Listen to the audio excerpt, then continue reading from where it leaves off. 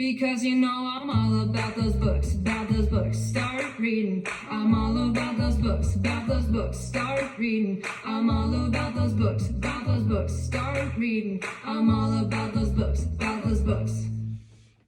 Hey guys, Pretty clear. Tay here. Time for Reading with Tay Tay.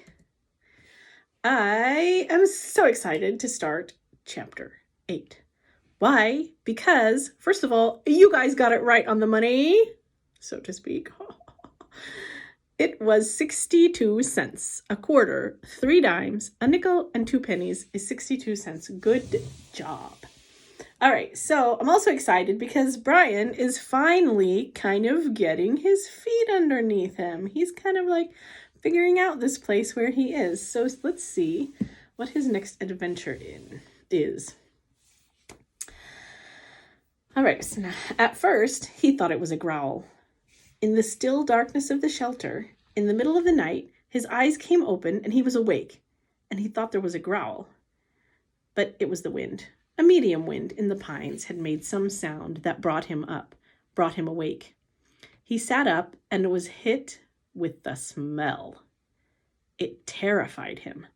The smell was one of rot, some musty rot that made him think only of graves with cobwebs and dust and old death.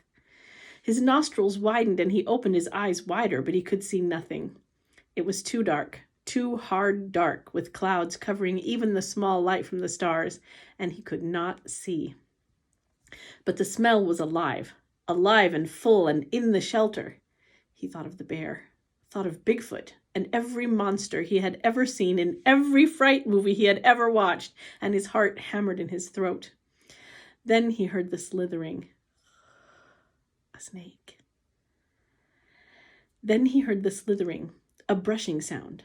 A slithering, brushing sound near his feet, and he kicked out as hard as he could, kicked out and threw the hatchet at the sound, a noise coming from his throat.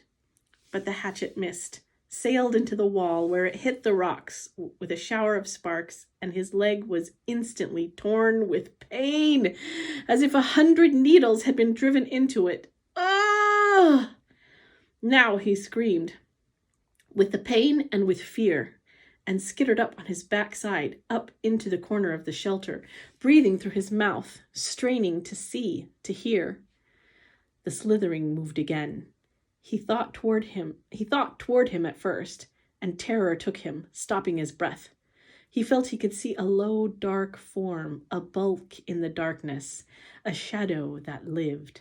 But now it moved away. Slithering and scraping, it moved away, and he saw, or thought he saw, it go out of the door opening.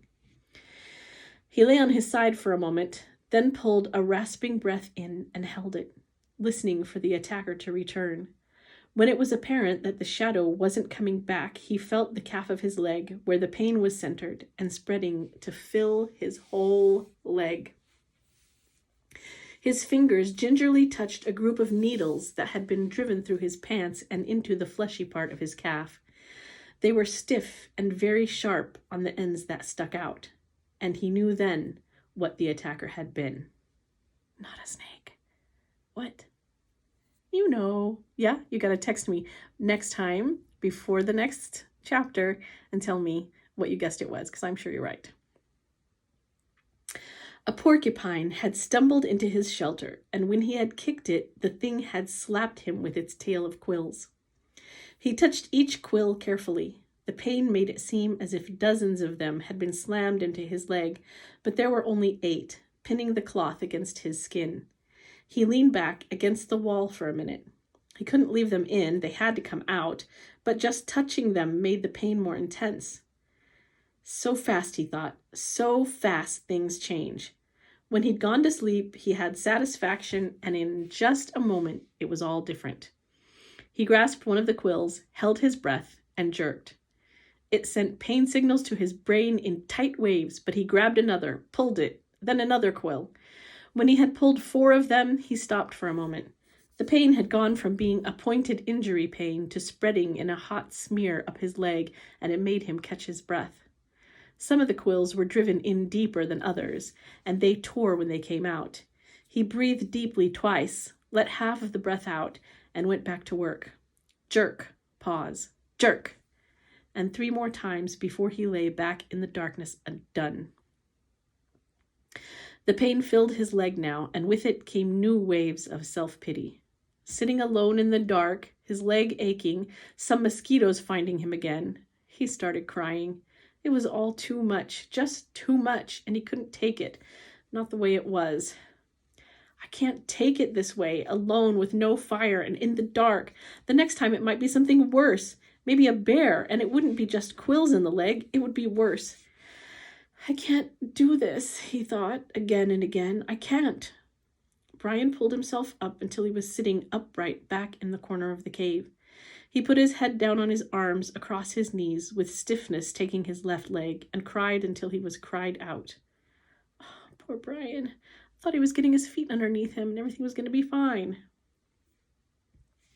He did not know how long it took, but later he looked back on this time of crying in the corner of the dark cave and thought of it as when he learned the most important rule of survival, which was that feeling sorry for yourself didn't work.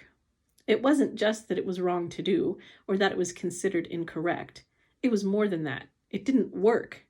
When he sat alone in the darkness and cried and was done, all done with it, nothing had changed. His leg still hurt. It was still dark. He was still alone, and the self-pity had accomplished nothing. At last he slept again, but already his patterns were changing, and the sleep was light, a resting doze more than a deep sleep, with small sounds awakening him twice in the rest of the night. In the last doze period before daylight, before he awakened finally with the morning light and the clouds of new mosquitoes, he dreamed. This time it was not of his mother, not of the secret or the divorce, but of his father at first, and then of his friend Terry.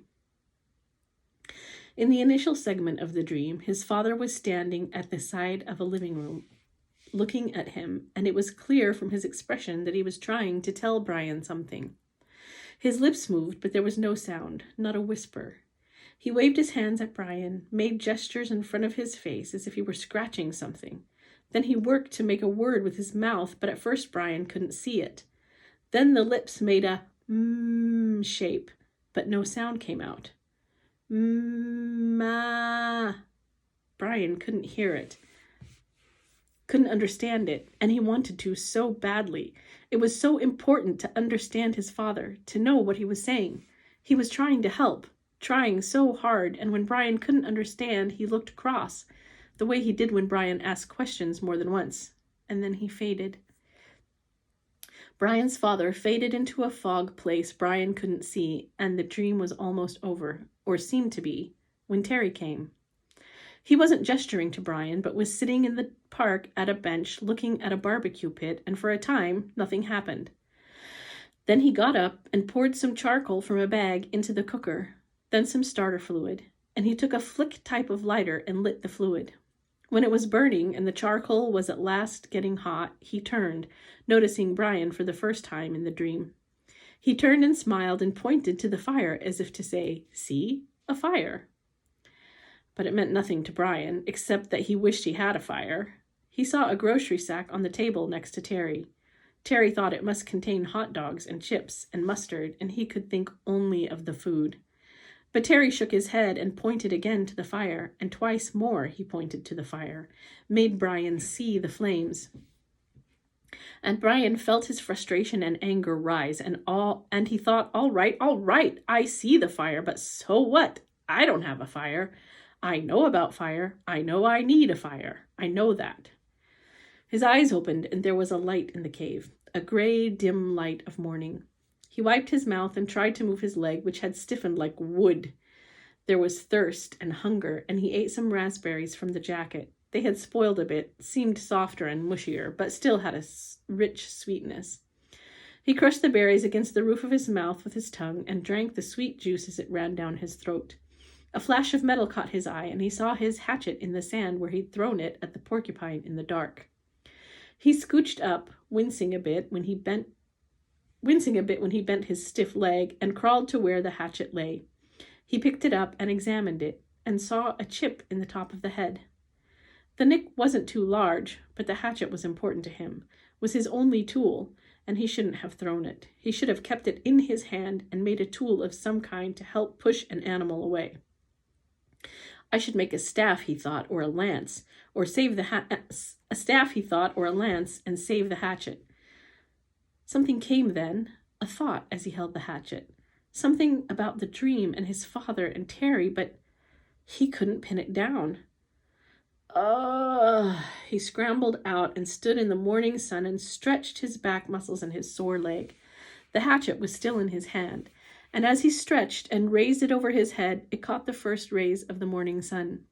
The first faint light hit the silver of the hatchet, and it flashed a brilliant gold in the light, like fire. That's it, he thought. What they were trying to tell me. Fire! The hatchet was the key to it all. When he threw the hatchet at the porcupine in the cave and missed and hit the stone wall, it had showered sparks, a golden shower of sparks in the dark, as golden with fire as the sun was now. The hatchet was the answer. That's what his father and Terry had been trying to tell him. Somehow he could get fire from the hatchet. The sparks would make fire. Bryant went back into the shelter and studied the wall. It was some form of chalky granite or sandstone, but embedded in it were large pieces of a darker stone, a harder and darker stone. It took him only a moment to find where the hatchet had struck. The steel had nicked into the edge of one of the darker stone pieces. Bryant turned the head backward so he could strike with the flat rear of the hatchet and hit the black rock gently. Too gently, and nothing happened. He struck harder, a glancing blow, and 2 or 3 weak sparks skipped off the rock and died immediately. He swung harder, held the hatchet so it would hit a longer sliding blow, and the black rock exploded in fire. Sparks flew so heavily that several of them skittered and jumped on the sand beneath, and he smiled and struck again and again. There could be fire here, he thought. I will have a fire here, and struck again. I will have a fire from the hatchet. That's chapter 8. Night-night.